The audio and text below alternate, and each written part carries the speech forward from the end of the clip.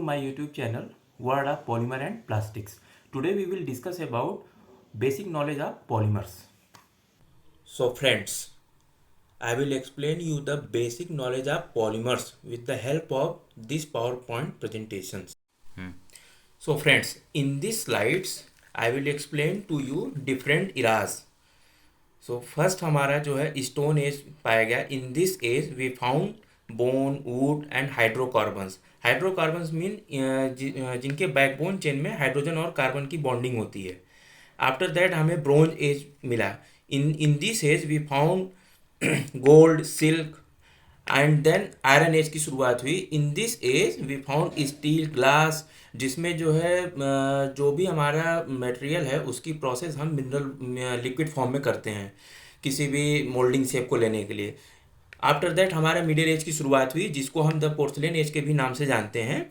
In this age we found ceramic glasses, metal, ceramic, composites. After that हमारे industrial area की शुरुआत हुई जिसको हम स्टील एज के भी नाम से जानते हैं. In this age we found the alloy of aluminium, metals and then information age की शुरुआत हुई जिसको हम सिलिकॉन एज के भी नाम से जानते हैं. In this age we found polymers, nano structures, materials. So friends, these slides given a brief description about the previous ages that I had explained, like Stone Age, Bronze Age, Iron Age, Porcelain Age, जिसको हम middle age के भी नाम से जानते हैं. So friends, first हमारा है द स्टोन एज. इस एज में modifying this found material into different and useful form requires the use of stone tool because stone have a high hardness. They can be used to modify the shape of other softer material. Means friends, जो हमारे stones होते हैं वो बहुत ही ज़्यादा hard होते हैं जिसका यूज हम उस समय में किसी भी सॉफ्टवेयर मटेरियल को मॉडिफाई करते थे और उसको शेप देने का काम करते थे. एक तरह का स्टोन हमारा टूल के रूप में यूज होता था. अगर हम बात करें ब्रोंज एज की तो ये जो है mixture of two metals, copper and tin, और these different metal have two useful property. The mixture is hard but retain a low melting temperature. Means ये जो हमारा ब्रोंज इसमें जो भी कॉपर और टीन के मिक्सर से जो ब्रोंज हमें मिलते थे वो जो है हार्ड होते थे लेकिन retain a low melting temperature.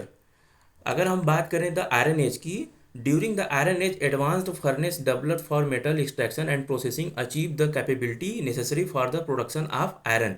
This metal is tougher than bronze. Means friend, जो भी हमारा आयरन एज में हमें आयरन हमें फाउंड हुआ उसकी अगर उसका कंपेरिजन हम ब्रोंज एज से करेंगे तो जो आयरन होते हैं वो ज़्यादा टफ पाए गए ब्रोंज के कंपेरिजन में, जिसकी वजह से जो हमारा tools and weapons made from it were more durable even than the best bronze. Means friend, जो भी हमारे वेपन्स आयरन की सहायता से बनाए जाते थे वो जो है ज़्यादा ड्यूरेबिलिटी उनकी अच्छी होती थी ब्रोंज के कंपेरिजन में. और ये हमारा पोर्सिलिन एज है जिसको हम मिडल एज के भी नाम से जानते हैं. what are called the middle age in Europe were a time when few new materials were being introduced in the West. Elsewhere, however, novel materials were being developed in the Far East. A type of glassy ceramic called porcelain had become commonplaces. So in this slide, remaining two ages like steel age and silicon ages.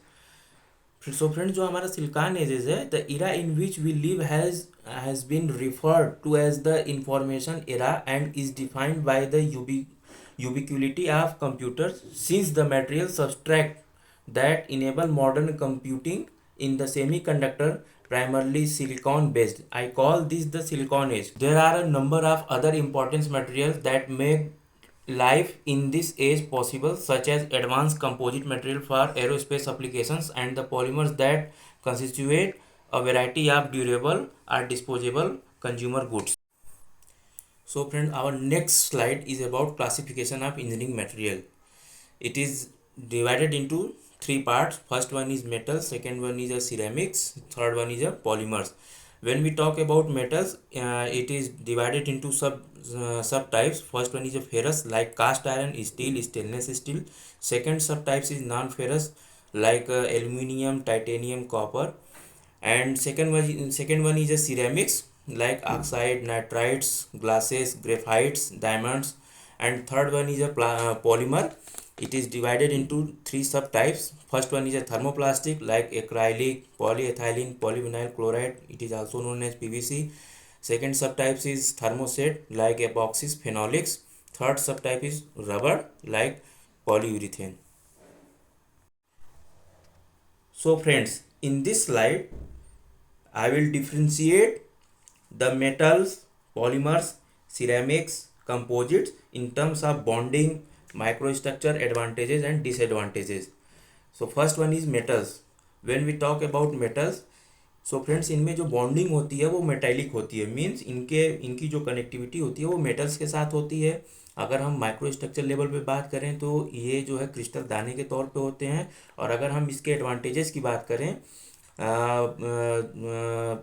Property को देखते हुए तो ये बहुत ही ज़्यादा strong होते हैं, stiff होते हैं, मीन्स इनकी जो मॉडुलस ऑफ इलास्टिसिटी होती है वो ज़्यादा होती है, डक्टाइल नेचर के होते हैं, कंडक्टिव मीन्स इनकी इलेक्ट्रिकल प्रॉपर्टी बहुत अच्छी होती है। और अगर हम डिसएडवांटेजेस की बात करें तो इसमें फ्रेंड्स जो है फटिक की बात की गई है और फ्रैक्चर की बात की गई है। तो फटिक में क्या होता है कि जब भी हम किसी मेटल पर साइक्लिक लोड अप्लाई करते हैं तो उसमें डैमेज होने के चांसेस ज़्यादा होते हैं, जिसकी वजह से ये फटिक का कारण होते हैं। और अगर हम फ्रैक्चर का बात करें तो जब भी मेटल के ऊपर स्ट्रेस अप्लाई करते हैं तो वो दो या दो से अधिक पीस में डिवाइड हो जाते हैं। ये डिपेंड करता है कि उसकी मैकेनिकल प्रॉपर्टी कैसी है, आइदर डक्टाइल है आइदर ब्रिटल है। अगर हम पॉलीमर्स के केस में बात करें तो इनमें जो बॉन्डिंग होती है वो कोवैलेंट बॉन्ड होता है। और अगर माइक्रो स्ट्रक्चर लेवल पे बात करें तो जो इनके मॉलिक्यूल्स होते हैं वो कोवैलेंट बॉन्ड के थ्रू चेन्स के द्वारा जुड़े होते हैं। और अगर हम इसके प्रॉपर्टी के इस बिहाफ में अगर एडवांटेज की बात करें तो ये काफ़ी ज़्यादा लाइट वेट होते हैं और हाई करोजन रेजिस्टेंस होता है, जिसकी वजह से आज पॉलीमर जो है धीरे धीरे मेटल का जगह ले रहा है आउटडोर एप्लीकेशन में। और ये बहुत ही ज़्यादा लो कॉस्ट के होते हैं। और अगर हम इसके डिसएडवांटेज की बात करें तो इनमें जो है स्ट्रेंथ जो है कम होती है comparison metal in comparison with metal. और जो इसमें स्टिफनेस होती है वो कम होती है इन कंपैरिजन विथ मेटल। और इसकी वजह से इनकी मॉडुलस ऑफ इलास्टिसिटी कम होती है, जिसकी वजह से पॉलीमर्स हमारे फ्लेक्सिबल नेचर के शो करते हैं। और क्रीप इसका एक डिसएडवांटेज है। अगर हम सिरेमिक के केस में बात करें तो जो बॉन्डिंग होती है वो आयनिक कोवैलेंट बॉन्ड होते हैं। और जो अगर माइक्रो स्ट्रक्चर लेवल पे अगर हम बात करें तो इनके जो क्रिस्टल दाने होते हैं और ये एमार्फस रीजन एमार्फस नेचर के शो होते हैं, क्योंकि एमार्फस नेचर का मतलब ये है कि जो इनमें मॉलिक्यूल्स होते हैं उनकी अरेंजमेंट जो है रैंडम होती है, एक मैनर में नहीं होती। इस वजह से यहाँ पे ये एमार्फस नेचर के शो होते हैं इनकी जो माइक्रो स्ट्रक्चर होती है। और अगर हम प्रॉपर्टी के बिहाफ में अगर एडवांटेज की बात करें तो ये स्ट्रांग होते हैं, इनकी मॉडुलस ऑफ इलास्टिसिटी अच्छी होती है, हार्ड होते हैं। और जो है ये इनमें भी करोजन रेजिस्टेंस जो है हाई होता है। तो ये जो मटेरियल ये हार्ड होते हैं, इसकी वजह से एक इनका यहाँ पे एक डिसएडवांटेज है जो कि ये ब्रिटल नेचर के शो होते हैं। जैसे ही इस पर सडन लोड पड़ेगा तो ये ब्रेक कर जाएंगे। और अगर हम बात करें कंपोजिट्स मटेरियल की तो इनमें जो बॉन्डिंग होती है वो वेरियस टाइप्स की होती हैं। और जो माइक्रो स्ट्रक्चर होता है वो मैट्रिक्स और फाइबर के रूप में होता है। और जो अगर हम प्रॉपर्टी के बेस में अगर इसके एडवांटेज की बात करें तो ये जो है इनकी मॉडुलस ऑफ इलास्टिसिटी अच्छी होती है और लाइट वेट के होते हैं पॉलीमर्स की तरह और स्ट्रांग होते हैं। और अगर डिसएडवांटेज की बात करें तो डीलैमिनेशन मतलब इनके जो लेयर्स होते हैं वो सेपरेट होते हैं और जो है ये हाई कॉस्ट होते हैं। In this slide I will explain to you the definition of polymer. सबसे पहले इसको एक्सप्लेन करने से पहले फ्रेंड्स मैं आपको बता देना चाहता हूँ कि हमारी जो ह्यूमन बॉडी है वो भी पॉलीमर होता है। ये बहुत लोगों को नहीं पता है और जिनको पता है उनके लिए अच्छी बात है। सो पॉलीमर जो है हमारी ह्यूमन बॉडी एक तरह का बायोपॉलीमर है। और अब बात करते हैं कि पॉलीमर होता क्या है। The polymer is a high molecular weight compound formed by the combination of small molecules of low molecular weight. Polymer are very large molecule made when hundred of monomers join together to form a long chain. Polymer, it is a taken from Greek language and it is a combination of two words. First one is a poly which means many and second one is a mer which means part.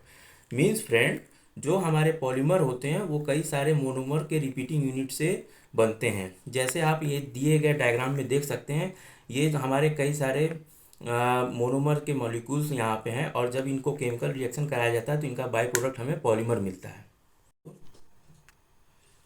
Now we talk about what is monomer. Polymer having long chain macromolecules which are built up by the linking together of a large number of small molecules called monomer. Friends, आप इस diagram में देख सकते हैं, ये हमारे छोटे छोटे मोनोमर्स हैं, और जैसे ही हम इन पे केमिकल रिएक्शन कराते हैं तो हमें एक पॉलीमर की चेन मिलती है जिसको हम पॉलीमर बोलते हैं। पॉलीमर हमारा लॉन्ग चेन मैक्रोमोलिक्यूल्स होता है और मोनोमर हमारा माइक्रो मॉलिक्यूल्स होता है जिसको हम स्मॉल मॉलिक्यूल्स भी बोलते हैं। ये छोटे छोटे मॉलिक्यूल जब मिलते हैं केमिकल रिएक्शन के थ्रू तो हमें लॉन्ग चेन माइक्रो मॉलिक्यूल्स मिलते हैं जिसको हम पॉलीमर भी बोलते हैं। So friend, our next slide is about polymerization and degree of polymerization. As shown in figure, आप देख सकते हैं कि ये हमारे मोनोमर्स हैं और जैसे ही इनका केमिकल रिएक्शन कराया गया तो मैंने आपको प्रीवियस स्लाइड में बताया कि पॉलीमर हमें मिलता है।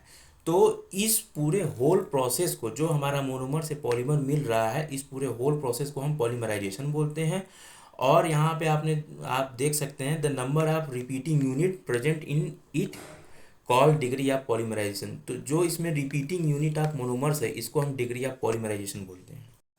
So friends, in this slide as shown in figure, conceptual representation of formation of polymer molecules means there may be 100,000, tens of thousands or even more monomer repeat unit linked together by covalent bond.